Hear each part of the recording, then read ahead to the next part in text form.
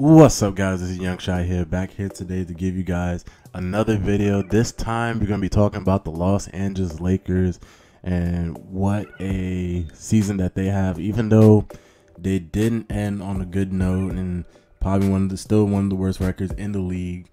It's still some exciting upside from this team that every fan from the Los Angeles Lakers should be excited for. Now, as you know, I'm a Knicks fan, so again, I'm not into the hype of the Lakers fan, but I do see the potential of this team, and I do see where this team could basically get, some good starting points, some good uprises to basically have their team to the best fitted suit to a possible, playoff destination sooner or later in the coming seasons. But as of right now, we're just going to focus on this season, 2017 offseason, and just pretty much just look at what they can do to improve their team.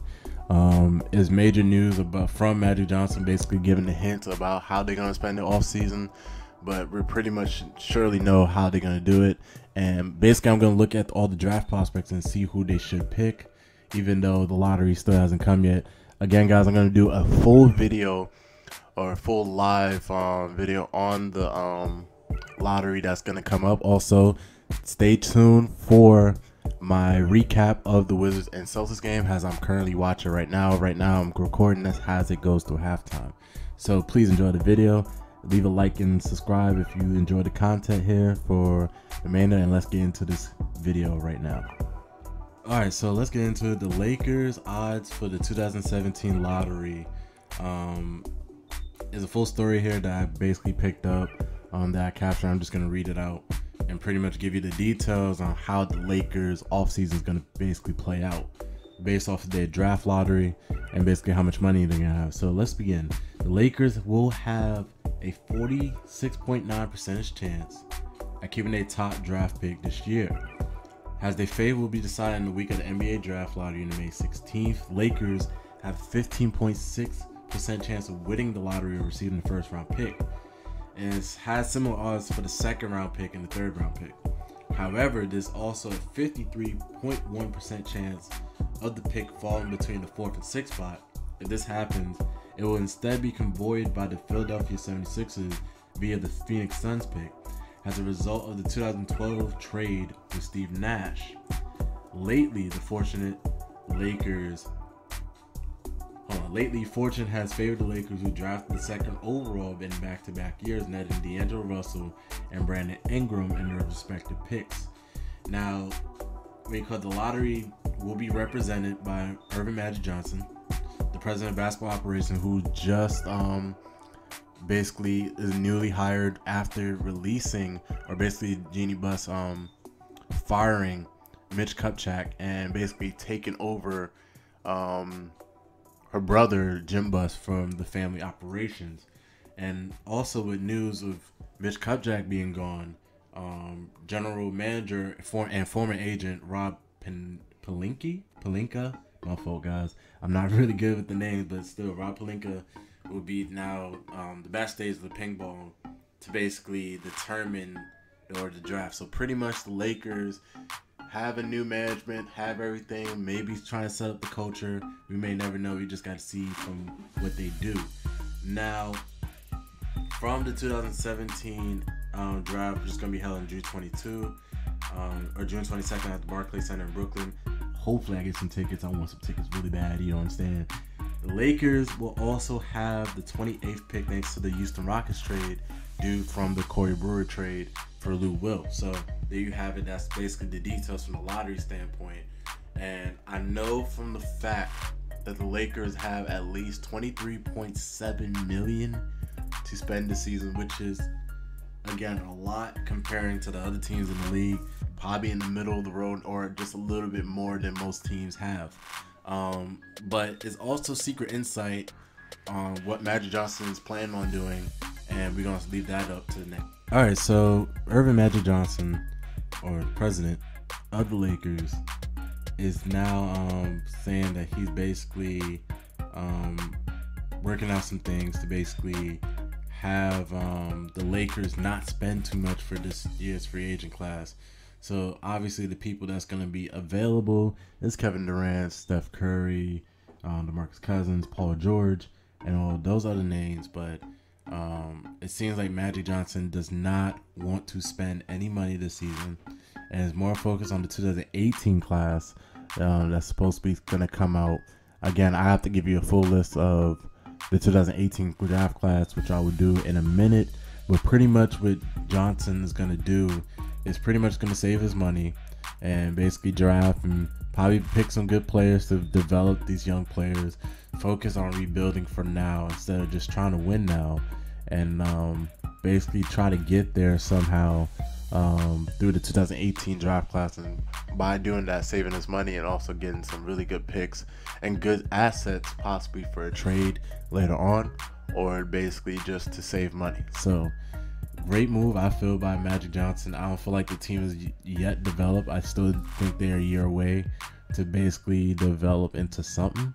Randall is still a piece and project, I feel. Larry Nance is still a piece and project. Clarkson's still a piece of project. Ingram, Russell, you got all these people. You can basically have a starting five with these players that I'm naming. But again, they gotta see, it's basically on Magic Johnson to see which piece fit and how Rob Pelinka basically produces money, and basically how they want to build a team from their standpoint. Now, the rumor was from before that the reason why Mitch Kupchak got fired was because of not pulling on to that DeMarcus Cousins trade in the first place. Basically, the Kings let him go for a very cheap price, just to let him go, and the Lakers felt like they should have just attacked that problem or attack it right away, and they didn't. So that's one reason Kupchak just never was the willing person to take a dare or take a chance on players, besides from the Steve Nash and Dwight Howard trades that happened early on in the decade, 2010, I think, or 2011, I'm not sure. Right after the three-peat, just basically the Lakers basically had Nash and Howard, and basically it formed like a starting five, like a good five to basically start out with, but it never resulted into anything due to team drama, team chemistry, and everything. So maybe Magic is trying to see what he can do, find a better way to have chemistry on the team. I feel like it's just a young team still trying to develop, and basically they're just trying to find a way how to improve the team even more without really risking any assets or diving in and taking a risk on a player. So that's pretty much what it is.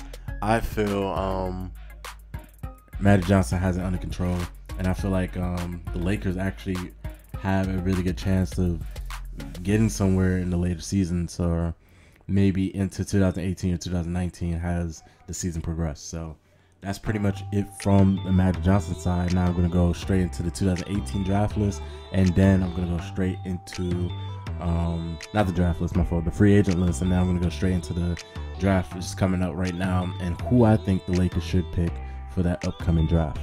So pretty much with the free agency that's coming up soon, the 2008 free agency, you gotta look at, the 2019 free agency, since Magic Johnson wants to basically focus on that area. And if you can see here, you got LeBron, you got Carmelo, you got Bosh, you got Chris Paul, you got Kevin Durant. There's many names you could throw out there, and basically just assume where they're gonna go, and especially how big it's gonna be impacting the Lakers if they do get Russell Westbrook even there. Got Dwight Howard, DeAndre Jordan, LaMarcus Aldridge, Paul George, Wesley Matthews, Enes Kanter, Klay Thompson, John Wall, Tobias Harris, Mark Carroll, Jamal Crawford, Ricky Rubio, Robin Lopez, Nikola Vucevic. There's so many names that you can go, and even the restricted free agents that's still down here. Example like Kristaps Porzingis, Karl-Anthony Towns, even their own free agents, which is D'Angelo Russell and the rest of them, they still have significance to play out. And I feel like the Laker team could pretty much get one of these players if they try to luck at it, depending on how good their team is, later on going into the season. Now, going into next season, that's what I mean. But pretty much what they should be focusing on is just basically building the young players. I know for a fact that LeBron is staying. I know for a fact Russell is staying. I don't know what's going to happen with Carmelo, but I don't know if the Lakers are going to be entertaining that situation as far as getting Carmelo, getting Chris Bosh, or even getting Dwight again. I'm pretty sure they don't want him, and I'm pretty sure they don't want DeAndre. Maybe a player that they should be looking at again is Paul George, who's going to be a free agent this season. It'll make sense to at least try to trade for him.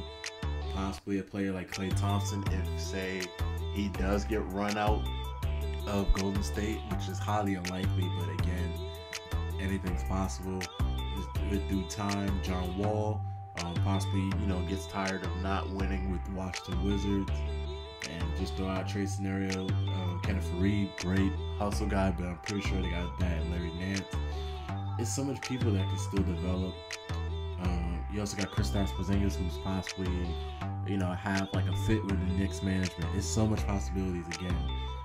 With some of these players possibly going to the Lakers or possibly going to a different team. So you may never know, but just basically giving you an idea of what the Lakers could do come in due time for that free agency. And it makes sense. I mean, obviously the Lakers are looking for them big free agents, and hopefully they can land one. If not, then they just continue on with their plan with the rebuilding, and they have a good start right now, getting a first, possibly getting a lottery pick, top 5 pick.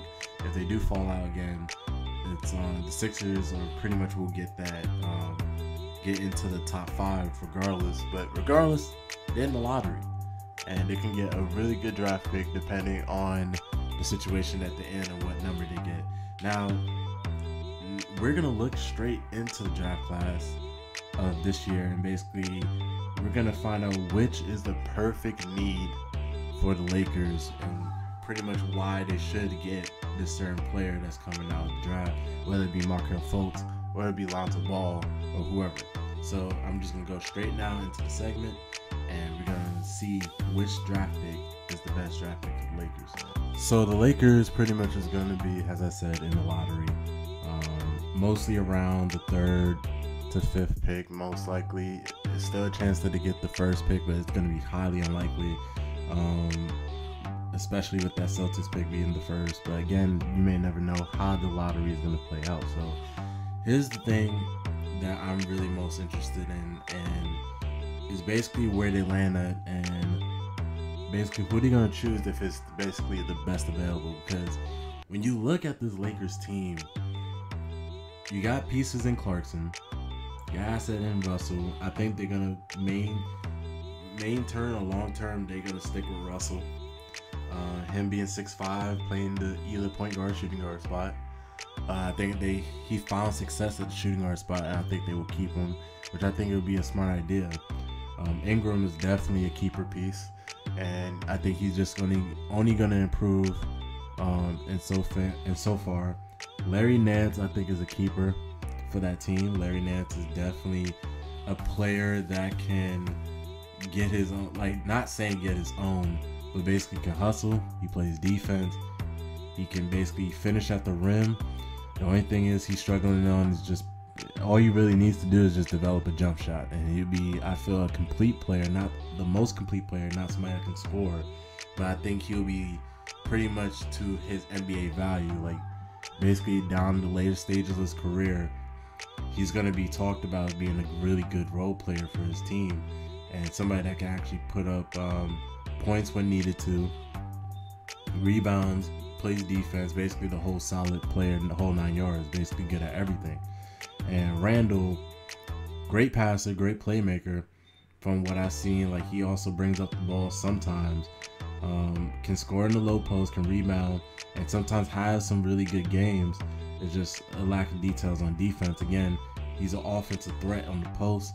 He can score and get his own as well. So it's just a matter of just basically what they're planning to do with this group. And I think it's just going to basically rely on basically just, what's the best out there, basically the best available player. Now, in this mock draft by Draft Express, where I just showed just too recently, they said Josh Jackson is going to the Lakers. Now, Wouldn't be a bad play, Josh Jackson, considering what he has done for Arizona. I feel is it Arizona? No, my fault. Kansas. Oh my God, I got my colleges wrong. What's wrong with me? Anyway, Josh Jackson, solid defensive player who will come in right away playing defense. He has a little emotion, you know, wears his heart on his sleeve, has to practice his jump shot, has to be a better scorer. But I don't think the Lakers really need to really focus on scoring that much. It's more about them playing defense, if anything. And they have the tools to basically outscore a team, I feel, on most nights, especially if all the players develop into the right way. What it is mostly just defensive players. They need more defensive players, more defensive-minded players, or somebody or a coach to basically lead them into defense. Hopefully, Luke Walton can do that. I'm pretty sure he could. But the thing is, I feel it's just they need to focus more and more, just basically getting people that can just bring energy, either from the starting lineup or just basically from the bench. If they do decide to keep all the 5 players that they have right now, that I just named. Also, I gotta include Zubac that's coming off the bench too. You gotta include all those young players. Basically, Josh Jackson, I feel, will be a perfect fit. Either that or even Jason Tatum, who I feel is just like a really good offensive threat that can come off the bench and score or start, depending on what the Lakers do.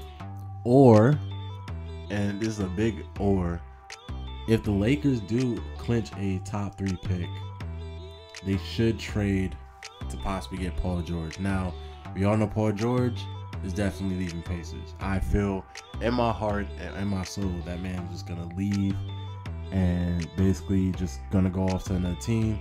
I mean, it's well deserved too, because Paul George has been playing with the team, basically almost got his chance getting to the finals, losing in Game 7 to the Heat, and then basically can't come back after decline of Roy Hibbert and some other players, and the offense just went stagnant for those many years. Got coaching changes as well. Basically, just Paul George is not wasn't ready for the things that was gonna come towards him, and basically I feel like he should leave, and most likely he's just gonna go to the Lakers. I feel it's a perfect chance for him. He'll be that perfect wing that they need right away, right off the gate.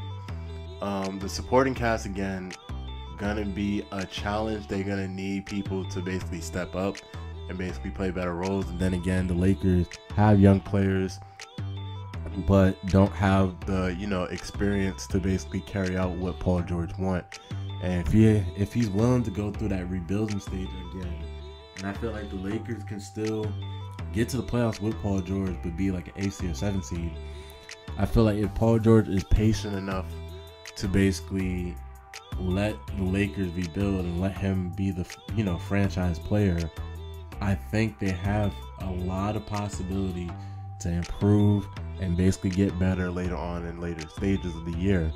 If so, if Paul George doesn't join, I still feel like the Lakers should go after players like Josh Jackson, Jason Tatum. Now, if they do get the top 3 pick and they do decide to pick, the obvious choices, Markelle Fultz or Lonzo Ball, or basically it seems Darian Fox has been driving up the board. There's other players as well that I would mention into draft, like example, as I said, Jason Tatum, Josh Jackson, Lonzo Ball, Malik Monk, Dennis Smith. All these players have, I think, value. I feel like Markelle Fultz is probably one of the best players in this draft, if not the best player of the draft, because the man can just score at any time, at any will. Like, it's crazy how he puts the ball on the floor. Looking at the draft tapes, especially from Lonzo Ball. Lonzo Ball, not really a person that can put the ball on the floor like that. It just basically is a great transition passer, which I've seen. And I think the Lakers would appreciate that or would want that, especially if Russell is not the traditional point guard type. But I still feel Fultz is the better pick out of the two. Depending on the best available again, You just gotta see how the lottery plays out. Oh yeah, leave a like and subscribe if you guys love the video. I'm pretty sure you guys do, especially all the Lakers fans. I mean, yeah, this is like my first video doing the Lakers, and I was like surprised I didn't do any videos on Lakers. It was crazy. So that's pretty much why I feel the Lakers have to do in the offseason. Basically, either basically stay away from free agency, if anything, unless you're getting somebody like Paul George, somebody that could boost your franchise, or just stay put, collect the money, basically stay with your young guys, get some old guys that can give some experience but not asking for too much money, obviously, and basically just get your draft pick. Either trade for the top 3 pick if you're going for a superstar that's not gonna cost as much, or just basically just draft a player and then basically work it out from there.